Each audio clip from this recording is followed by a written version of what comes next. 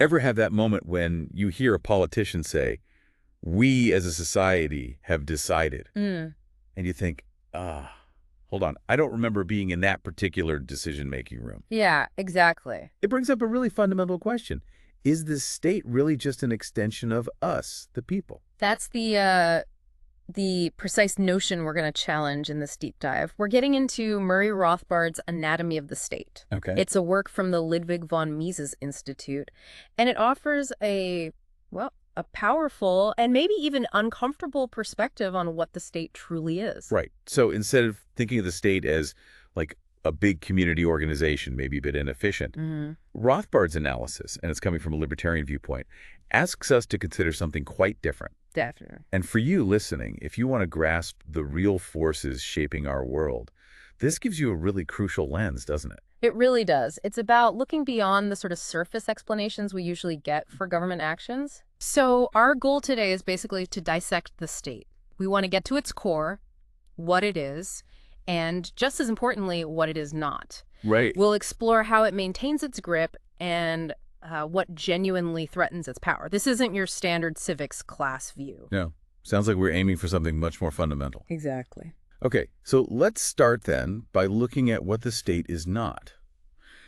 The common idea, particularly in democracies, is that the state is essentially us, right? We, the people, working together. Yeah, the collective effort idea. Rothbard strongly disagrees with this, particularly the "we are the government" slogan. He argues this phrase, which sounds pretty harmless, actually provides a really powerful justification for all sorts of state actions. How so? Well, think about it. If we are the government, then any debt the government racks up is just us owing it to ourselves, right? Okay. Or conscription, military drafts, that suddenly becomes voluntary participation because we decided it. I see. That does sound like a potentially dangerous blurring of lines. Rothbard uses some pretty stark illustrations to make his point. He brings up Nazi Germany. Okay. If you accept that the government was just an extension of the German people, then, horrific actions could somehow be framed as a form of collective will. Which completely obscures the state's actual coercive violence. Precisely. It shows the real danger in just equating individuals with the state apparatus. So the fundamental counter-argument here is the government is not simply us, it's something distinct. Yes, a distinct entity. All right, so if it's not this sort of benevolent collective, what is the state, according to this view? This is where Franz Oppenheimer's work becomes really important. He made this crucial distinction between what he called the economic means and the political means. Economic means and political means. Okay, what's the difference? The economic means is basically how people naturally get what they need or want, producing goods, offering services, and then voluntarily trading with others. You create value. Makes sense. Production and exchange. Right. The political means, though, is totally different. It's about acquiring wealth through force, through coercion. Seizing other people's property, essentially taking without consent. So one creates value, the other extracts it. Exactly. And Rothbard, following Oppenheimer, defines the state as the organization of the political means. The organization of the political means. Yeah, it's the systematization of this predatory process, taking resources applied across a specific territory. How is that different from just, crime? Well, unlike sporadic criminal acts, which are usually unpredictable and people resist them, the state offers a legal, orderly, and systematic channel for this extraction. It claims a monopoly on it. A legal, orderly system of predation. Yeah. That's a direct definition. It definitely paints the state as fundamentally parasitic, yes. Is there other support for this idea? Yeah, Albert J. Nock made a similar observation. He said the state essentially claims a monopoly on crime. A monopoly on crime. Think about it. It prohibits private individuals from committing theft or violence, but then it organizes these very things on a massive scale through taxation and warfare. Okay. I see the logic there. So in this view, the state doesn't really emerge from some kind of voluntary social contract. It originates in conquest and exploitation. Like a conquering tribe moves in. Exactly. Imagine a conquering group realizing, hey, instead of just raiding these villages and leaving, we could settle down, stick around, and demand regular tribute. Right. Establish a system. It's like a protection racket, but made permanent and covering a whole territory. That makes sense in a historical context. De Juvenal, another thinker, echoes this. He saw the state basically originating from successful bands of brigands who managed to impose themselves permanently on a society. So the bandit leader becomes the king. Right. Rothbard uses the example of a fictional kingdom, Ruritania. A powerful bandit leader takes over, calls himself king, sets up his gang as the nobility, and if his rule lasts long enough, eventually they become seen as the legitimate authorities. Okay, so the state starts with force, with conquest. But how does it maintain that power over the long haul? Surely pure force isn't enough. You're absolutely right. Force is the state's essential tool, its modus operandi, but long-term stability depends on something else. Ideology. Ideology. Yes, the state needs the acceptance, whether it's active support or just sort of passive resignation from the majority of the people it governs. Ah, so it needs people to believe in its legitimacy. Exactly. Thinkers like Etienne de la Boétie, way back, and later David Hume, Ludwig von Mises, they all pointed out that a small ruling minority just can't control a large population indefinitely if that population is truly hostile. The numbers are against them. So it's about persuasion then. Convincing people one way or another that the state's rule is okay, maybe even necessary. Precisely. How does the state achieve this? Well, one key strategy is creating vested economic interests. What do you mean by that? Groups of people who directly benefit from the state's existence and actions. Think government employees, bureaucrats, certain industries that get subsidies or contracts, maybe a historical nobility. People who have a stake in the system. Right, but that only covers a minority, usually. For broader acceptance, the state relies very heavily on intellectuals. Intellectuals, why them? Because intellectuals are the ones who shape ideas, who frame the arguments. The state needs them to promote the ideology that the government is, good, wise, indispensable, inevitable, certainly better than any conceivable alternative. Ah, the original influencers, you could say. Sort of, yeah. It's often a mutually beneficial relationship. How so? The state offers intellectuals things they often crave. Security, income, status, prestige, a platform for their ideas. And in return? In return, the intellectuals provide the crucial ideological justifications, the spin, if you will, that legitimizes the state's power in the public mind. Can you give some examples? Sure. Rothbard mentions how, historically, professors at the University of Berlin openly saw themselves as the intellectual bodyguard of the ruling Prussian dynasty, the Hohenzollerns. Wow. We see echoes today, maybe in the development of strategic science that primarily serves military interests, or court historians who craft narratives that flatter those in power. Right, shaping the story. There's even a quote from Conyers Reed, an American historian, suggesting that sometimes historical facts should be suppressed if they conflict with promoting national values. That's worrying. It shows how tight that alliance can be. Okay, so these intellectuals craft and spread the narratives that prop up the state. What are some of the main themes, the key arguments they use?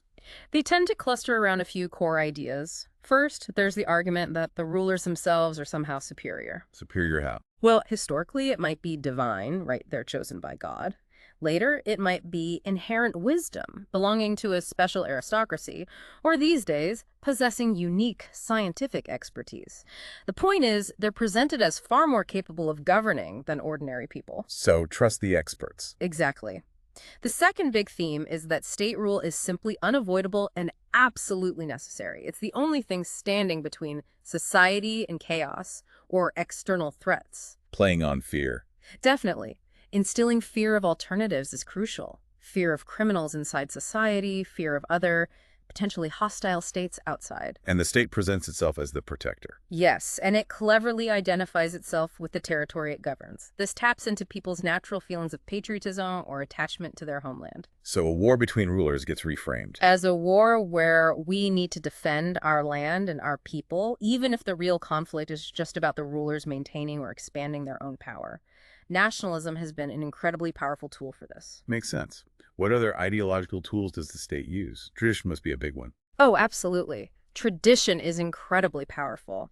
The longer a state has existed, the more weight its customs and rituals carry. Respect for ancestors can subtly morph into respect for the current rulers who represent that lineage or tradition. Interesting. Another tactic is deprecating individualism and exalting the collectivity. How does that work? By constantly emphasizing the group, the society, the nation over the individual. Dissent or independent thinking can then be framed as selfish, disruptive, not being a team player, rocking the boat. Listen only to your brothers, adjust to society. Like the emperor's new clothes story, almost. Right. Don't be the one to speak out. That's a great analogy, yes. Then there's making the current form of rule seem like the inevitable result of historical forces, historical determinism. It was always going to end up this way. Exactly. It breeds a sense of powerlessness, like there's no point resisting because this is just how history works. It sounds like a lot of effort goes into preventing people from questioning the status quo. Precisely.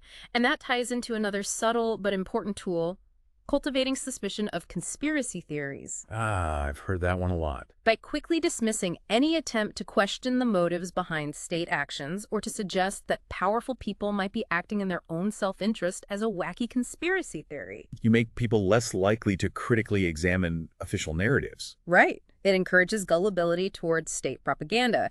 And another one is inducing guilt about private wealth and success. Guilt? How? By labeling personal prosperity as unconscionable greed, materialism, exploitation, or just plain selfishness, this makes it seem more morally acceptable, even necessary, to transfer resources from productive individuals to the state to the public sector. And in our more secular age, when divine right doesn't carry as much weight, invoking science with a capital S or planning by experts becomes very important. The appeal to scientific authority. Yes, even if the underlying science is collectivist or deterministic in its assumptions.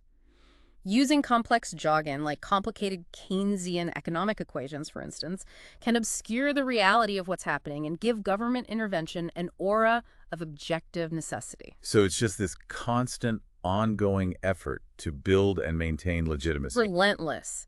But as H.L. Mencken shrewdly observed, despite all this ideological bombardment, the average person often retains a kind of gut feeling that the government isn't really us. Yeah. They see it as something separate, potentially hostile. Mencken pointed to the fact that most people view robbing the government, say tax evasion, as a far less serious offense than robbing another individual. That's a telling point. It speaks volumes about that underlying perception, doesn't it? It really does. Okay, so the state works constantly to preserve itself through force and ideology. But you mentioned earlier that people have tried to set limits on state power. Constitutions, bills of rights. How does the state deal with those? That's a critical piece of the puzzle. Bertrand de Jouvenel made this really sharp observation that concepts originally intended to limit the state have often been twisted over time to actually legitimize its expansion. The tools designed to limit it become tools to empower it. How? Well, take divine sovereignty. Initially, the idea might have been that the king is answerable to God, implying a limit. But it quickly became a justification for the king having absolute authority derived from God, or parliamentary democracy. Initially, parliaments were a check on the monarch's power, but over time, the parliament itself, claiming to represent the people, became a source of potentially unlimited legislative power. So the limiter becomes a source of power. Precisely, and the American experience with the Constitution and the Bill of Rights is a prime example. These were explicitly designed as limits. With judicial review as a key mechanism, right? Yeah. The courts interpreting the limits. Yes, but Professor Charles Black Jr. argued, quite compellingly, that judicial review, while appearing to be a check, has primarily functioned to legitimize government power in the eyes of the public. Legitimize? How does that work? Think about it. For a state, especially one claiming limited powers, to endure, it needs widespread public acceptance that it's operating within its proper bounds. Judicial review provides this crucial assurance. When the Supreme Court says an action is constitutional, It gives it a stamp of approval that reassures most people, even if they had doubts. Exactly. Black uses examples like, say, the military draft, or government setting quotas on how much wheat a farmer can grow, or restricting speech or controlling prices. An individual might object strongly, feeling the government has overstepped. Right. But when the Supreme Court weighs in and declares it constitutional, that tends to settle the matter for the broader public. Their doubts are resolved, the government's action is now seen as legitimate. Even if the individual still thinks it's wrong. Even then, Black actually called it a miracle, the state successfully setting itself up as the ultimate judge of its own powers. He argued this capacity for self-validation is almost necessary for its survival. And he saw this playing out historically. Oh, definitely. He pointed specifically to the New Deal era in the U.S. Initially, the Supreme Court struck down some key New Deal legislation as unconstitutional. The famous switch in time that saved 9. Right. But eventually, the court began approving these major expansions of federal power. Black argued that this judicial validation was absolutely crucial in lending legitimacy to this fundamentally new, much larger conception of government, effectively silencing most deep constitutional objections from the mainstream. Wow. So the court, meant to be a check, became the key legitimizer of expanded power. That's Black's argument, and it resonates with earlier critiques, like the one from John C. Calhoun back in the 19th century. Calhoun, what was his take? Calhoun saw this inherent weakness in written constitutions. He argued that simply writing down limits isn't enough if the government itself gets the final say on interpreting those limits. Because it will always interpret them in its own favor. Pretty much. He argued the dominant political faction controlling the government will naturally favor interpreting the Constitution in ways that expand government power. Minority interests, those potentially harmed by this expansion, lack the practical means to enforce the original restrictions. So he predicted the limits would just erode over time. Yes, he predicted it would inevitably lead to the subversion of constitutional boundaries and a government exercising powers far beyond what was originally intended. J. Allen Smith, another thinker, later echoed this, pointing out the fundamental contradiction. How can an entity logically determine the limits of its own authority? It's impossible. It's like asking the fox to guard the henhouse. A classic analogy, yes. Did Calhoun propose any solution? He did. He advocated for what he called the concurrent majority. Concurrent majority. His idea was that any significant minority interest, and for him, this specifically meant the governments of the individual states, should have the power to veto federal actions they believed were unconstitutional. This was the core idea behind the doctrine of nullification. States having a veto power over federal law. That sounds potentially chaotic. Like it could lead to gridlock. It certainly had potential problems. Critics immediately asked, well, why stop at the level of state governments? What about counties, cities? What about significant occupational groups or other minorities within a state? Right, where do you draw the line? And more fundamentally, the checks Calhoun proposed were still internal to the overall structure of government entities. What stops states from tyrannizing their own citizens? Or what stops states from just colluding with the federal government against the people? Good point. Rothbard argues that if you follow the logic of concurrence consistently, aiming to truly protect individual liberty from government overreach, You'd have to extend it down to the individual level. arguably, yes. It implies something like a unanimity principle, where government actions require consent, perhaps even implying a right of individual secession or non-compliance if the government exceeds its bounds. Which is a radical departure from how states operate. Extremely. So the takeaway here is that the state seems to have this innate talent for expanding its power, pushing beyond any limits people try to impose. And this ties back to its nature. Yes. Rothbard argues the state is inherently anti-capitalist, not in the Marxist sense, but because its very existence relies on the compulsory confiscation of private capital through taxation. It lives by taking, not producing. Which is the opposite of the free market's voluntary exchange. Exactly. Juvenal put it bluntly. Power, by its nature, has an inherent drive to despoil capitalists, meaning those who produce and accumulate wealth through the economic means. This paints a picture of the state as constantly seeking more power, pushing against limits. What then does the state truly fear? What are its deepest anxieties? Well, above all else, the state fears any fundamental threat to its own power and its very existence. Which would be what? Primarily two things. Conquest by another more powerful state, that's war. Or revolutionary overthrow by its own subjects, that's revolution. War and revolution, existential threats. Absolutely. These are the scenarios that trigger the state's maximum effort, its most intense propaganda, mobilizing the population to defend the state itself. And you see the contradiction there. Nearly. Right. Especially when conscription is involved. The state forces individuals to defend it, supposedly against a threat to them, even if those individuals don't feel threatened or don't support the state in the first place. War in particular seems to be a time when state power grows immensely. Oh, absolutely. Randolph Bourne's famous insight, "War is the health of the state," captures this perfectly. Why is war so good for the state? Because war provides the ultimate justification, national defense, emergency, for the state to override individual liberties, seize resources, control the economy, and generally exert maximum power over society. And these powers often stick around afterwards. Very often, yes. War footing leads to a permanent increase in the state's size, scope, and burden on society. Plus, war offers the potential for territorial expansion, which means more resources and people for the state to control. It really makes you question the state's core priorities. Is it protecting the people or protecting itself? That's a key question Rothbard raises. One way to approach it is to look at which crimes the state prosecutes most intensely. How does that help?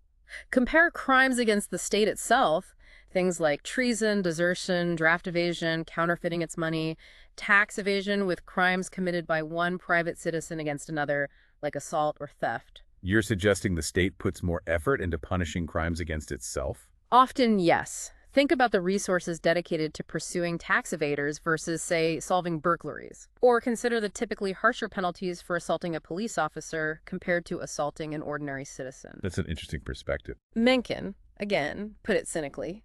He noted the government's near total immunity from punishment for its own actions compared to the severe consequences faced by anyone who dares to revolt against its demands or extortions. So states exist, they try to preserve and expand their power. They also exist alongside other states. How do they typically interact with each other? Well, since the world is carved up into territories controlled by different states, interstate relations are obviously a huge focus. And given the tendency we discussed for states to want to expand their power, Conflict seems almost inevitable. there's an inherent conflict of interest, certainly. The tendency towards territorial expansion means war is always a possibility, a constant underlying tendency in the interstate system. Have there been attempts to regulate this? To create rules for how states interact? Yes, absolutely. Historically, concepts analogous to internal constitutional limits emerged for the external sphere. Things like international law, the laws of war, recognizing the rights of neutrals. Where did these come from? Interestingly, some early forms of international law didn't really originate with states themselves, but grew out of the practical needs of private merchants and ship owners engaged in international trade. Think of admiralty law or the law merchant. So driven by economics, by social power. To some extent, yes. And the aim of things like the traditional laws of war was often to try and limit the destruction. Limited how? By trying to confine the conflict primarily to the state apparatus, the armies, and sparing civilians and their property as much as possible. Recognizing neutrals' rights was also about protecting private international commerce from disruption during wartime. The goal was damage control, essentially. That sounds very different from modern warfare. It really does. F.J.P. Veal wrote about what he called civilized warfare back in 15th century Italy. Conflicts were often fought by professional mercenary armies with fairly limited objectives.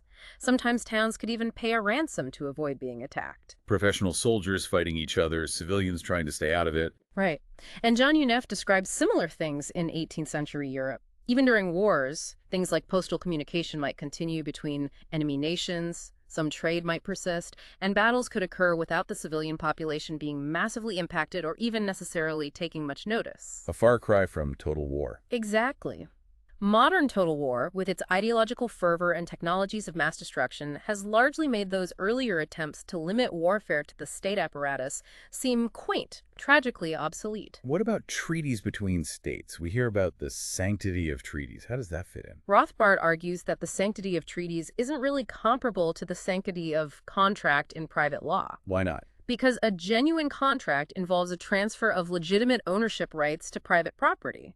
Governments, however, don't truly own the territory they control in the same way an individual owns their house. They rule it, they administer it, but they don't own it. So a treaty is more like an agreement between rulers. Yeah. Yes, an agreement between two ruling apparatuses.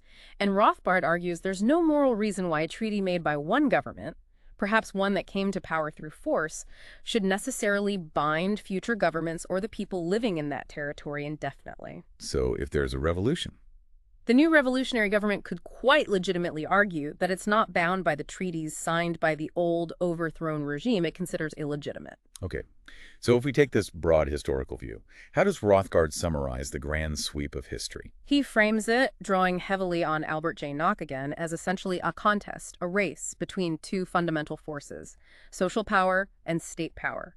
Social power versus state power, what's the distinction? Social power is basically human cooperation. It's humanity's productive capacity, our ability to understand and transform nature, to create wealth through invention, investment, production, and voluntary exchange. It's people working together peacefully for mutual benefit. Okay, the power of society, of the economy. Right. State power, on the other hand, is the opposite. It's coercive and predatory. It's the power to seize the fruits of social power through force, Through taxation, regulation, conquest, it lives off social power. So history is a struggle between creation and predation. That's the core idea.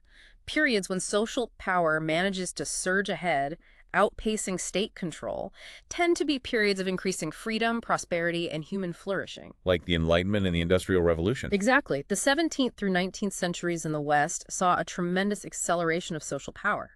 But the argument goes, the state always moves in eventually to try and cripple, control, and confiscate this rising social power. And the 20th century. Rothbard argues the 20th century saw a dramatic reversal, where state power caught up and began to dominate social power again, leading to war, tyranny, and economic decline in many areas. How does the state manage to do that, to regain control? By seizing what Rothbard calls the command posts of the economy and society. Command posts. Key levers of control. Things like the monopoly on the use of violence, police and military, the judicial system, ultimate decision-making power, channels of communication and transportation, education, shaping minds, and crucially, the creation and control of money, the monetary system. By controlling these heights, it can dominate the rest of society. That's the idea. And Rothbard concludes his analysis on a somewhat somber note. He suggests humanity, once again, finds itself facing a virulent, powerful state. Now armed with modern technology. Exactly. Armed with the incredible creative powers and resources it has managed to confiscate from society.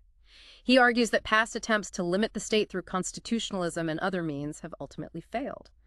The fundamental problem of the state, its inherent tendency towards predation and expansion, remains unsolved. Which suggests we need new ways of thinking. It does. He hints at the necessity of perhaps separating intellectual life from the state, fostering truly independent centers of thought and inquiry as maybe one path forward. Okay, so if we boil it down, the core argument we've explored today is that the state isn't just us or a neutral service provider. Fundamentally, it's about the organization and exercise of coercive power. And its own preservation and expansion. An inherent drive that often puts it fundamentally at odds with individual liberty and peaceful economic productivity. Precisely. And considering this whole analysis, it really leaves us and you listening with a crucial question, doesn't it? Which is? How might this perspective change the way we evaluate the common justifications we hear every day for state actions? If you start from the premise that the state's primary motivation is its own survival and growth, what does that reveal about the underlying dynamics of political conflict and public policy?